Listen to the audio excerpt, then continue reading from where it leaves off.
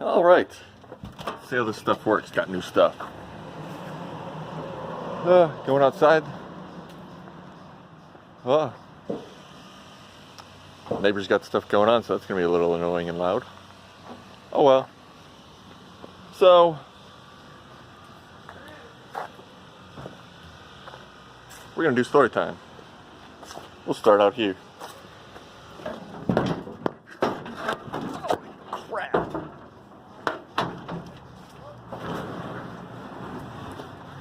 So, this is about the Wagoneer. It's a 1989 Grand Wagoneer. Yeah, it was purchased for the motor. That motor, in fact, for this Jeep. Because if you watch my previous videos, you will know. Wonder how this audio is going to sound. Oh well, whatever. We'll see. We'll see. Is this plugged in? Looks like it's all plugged in. You'll know that I blew that motor after a week. Anyways, let's go venture to the backyard.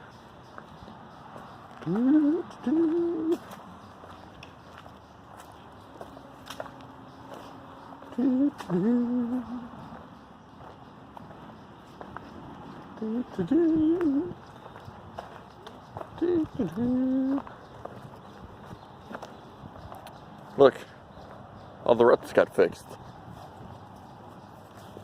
Too bad it looks like there's no actual grass seed down. I think they just put hay down to make it look like they did that. Because the power company paid for this. I put some down. We'll see what happens. We'll see what happens. So anyways, this was purchased about 8 years ago. For that motor. For the Jeep. I paid $900. $950? $950, $900. I forget, something like that. And, well, it never ran right. It sat right about here for a very long time, and I don't know if you can tell.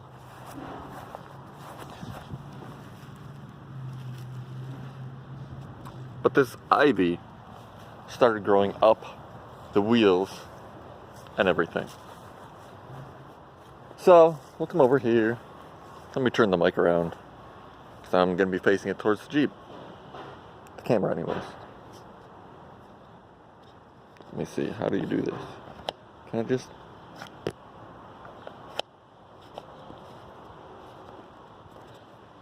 There, that's not so bad. This should work out pretty good. Once I get used to all this. It's even got a strap. Anyways.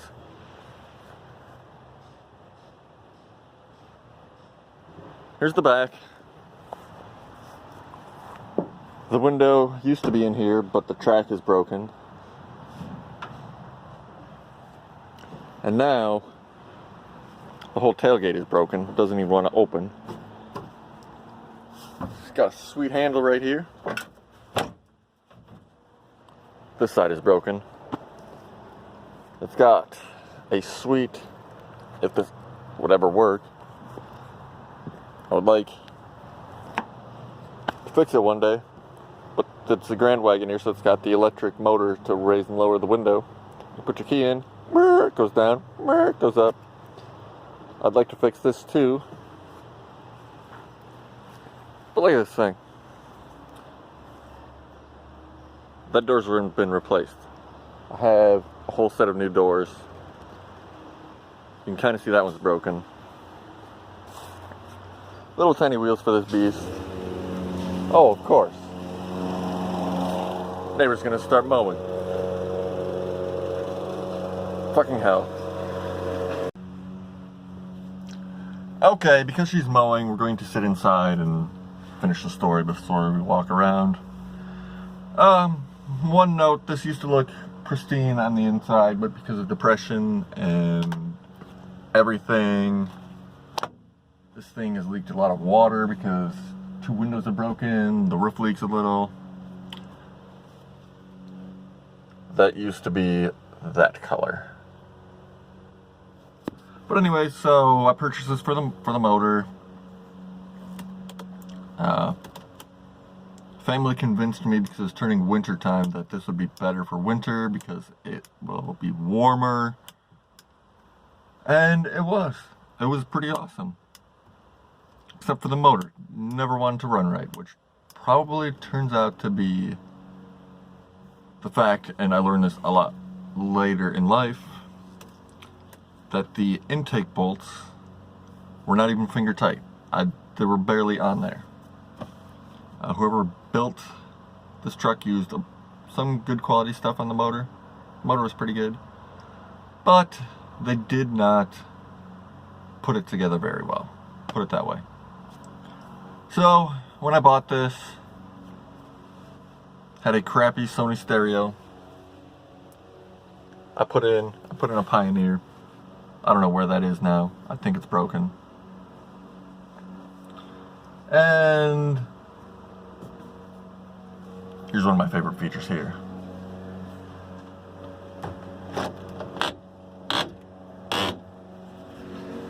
Always love those. And I have all the door cards, don't worry. It's somewhere with the door handles or door thingy. Shoulder rest, armrest, armrest. And let's see, I had to connect a choke, a manual choke. I had to buy one, got that rigged up. Heat worked for a while, but the blower motor broke. That's the same one for the AC. The AC blower works. The AC doesn't, because it doesn't turn on its charge, because I went to take it apart and it started blowing out. So I can probably have AC, but it's the same motor for both of them. The AC one is in the engine bay, I will show you later. The heater one, somewhere back there. I can never figure out how to get to it, so I never fixed it. And I put a tachometer on here because the tachometer doesn't work. Half these gauges don't work. Power windows all work. Power locks, they would go, but the mechanisms are too weak, so I have to replace those. I'd replace the tracks for the power windows. Power seats, front, both sides work. The only thing I wish is they reclined. I like to sit with my seat back really far. Back seat here folds up. Never had a headliner. That is one thing that it never had. I think the guy was trying to turn this into a mud truck. And like I said, it's been sitting for a long time, so it's kind of been used for storage. Neighbor's still mowing. Oh, she stopped. But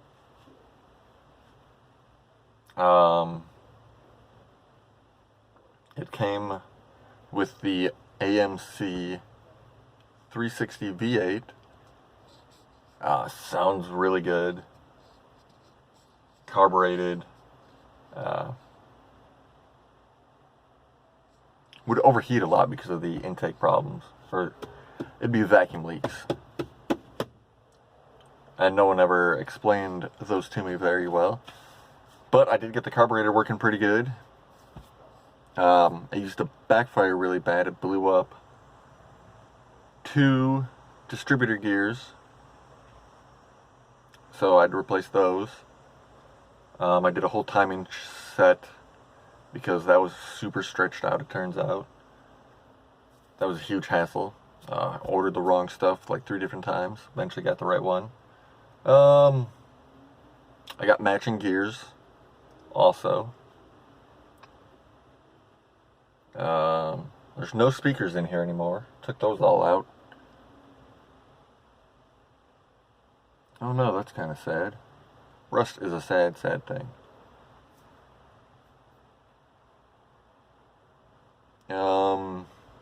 So is mold. Carpets are gross.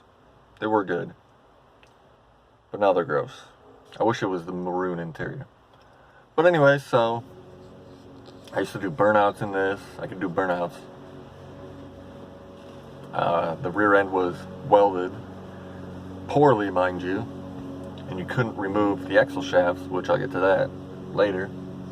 Let's see. There's this little area by my uncle's house. I'll have to see if my sister still has an Instagram that I used to go. It was property they were going to build condos. Guy ran out of money. It is now the YMCA. It was my little off-road play park.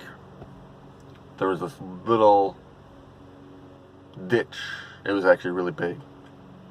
First time I got my truck sideways, I was trying to go over top of it, slipped in. Looking out this window, you'd see ground. I was like, well, that's gonna suck having to call Dad to tug me out of here. But four-wheel drive, I had to put it in 4 low because the four-wheel drive is 4 high is automatic four-wheel drive, which actually worked pretty well. But it's weird. Four-wheel drive is vacuum actuated. Four-wheel drive low range. Oh, you can't see. That's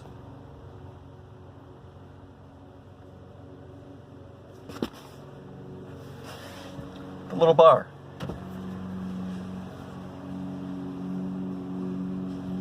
And then, let's see, the guy took some leaves out of the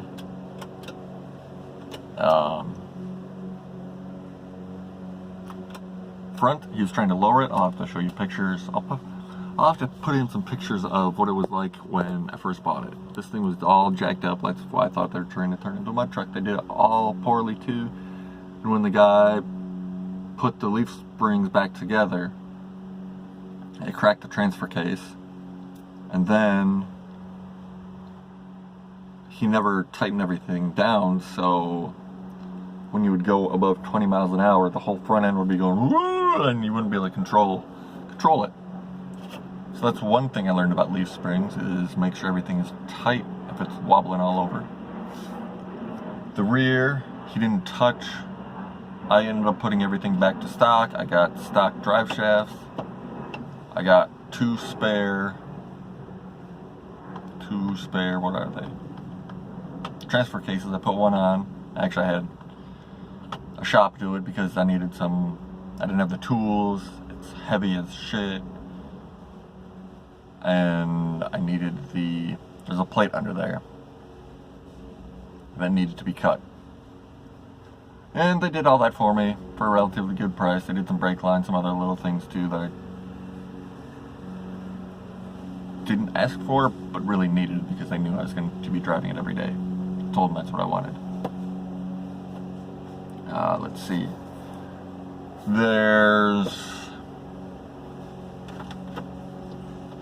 Why is this not connected? That's weird. Anyways.